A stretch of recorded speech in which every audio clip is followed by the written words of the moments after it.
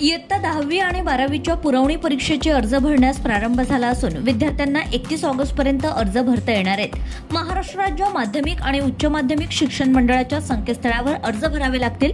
10वी आणि 12वीच्या विद्यार्थ्यांना खासगीरित्या ही परीक्षा देण्यासाठी अर्ज क्रमांक 17 भरावा लागणार आहे। या संदर्भातील सर्व माहिती आणि मार्गदर्शक पुस्तिका मंडळाच्या www.mahhscboard.in या संकेतस्थळावर प्रसिद्ध करण्यात आली आहे। याशिवाय विद्यार्थ्यांना आणि शाळांना विभागीय मंडळाशी संपर्क साधूनही परीक्षेची माहिती घेता येईल।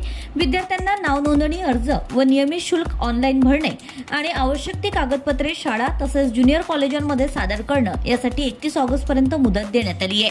हे नाव नोंदणी अर्ज ऑनलाईन पद्धतीनेच भरावायचे आहेत। विद्यार्थ्यांचे अर्ज ऑफलाईन पद्धतीने स्वीकारले जाणार नाहीत। अर्ज भरण्याआधी विद्यार्थ्यांनी शाळा किंवा ज्युनियर कॉलेजांचा सांकेतिक क्रमांक, विषय, योजना, माध्यम, शाखा आणि इतर आवश्यक माहिती गोळा करून ठेवावी।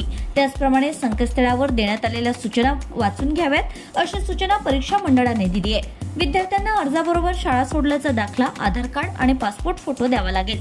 10वी आणि 12व्या वर्गासाठी 1100 रुपये नाव नोंदणी शुल्क आणि 100 रुपये प्रक्रिया शुल्क भरावे लागेल। विलंब शुल्कापोटी 100 रुपये आकारण्यात येणार आहे।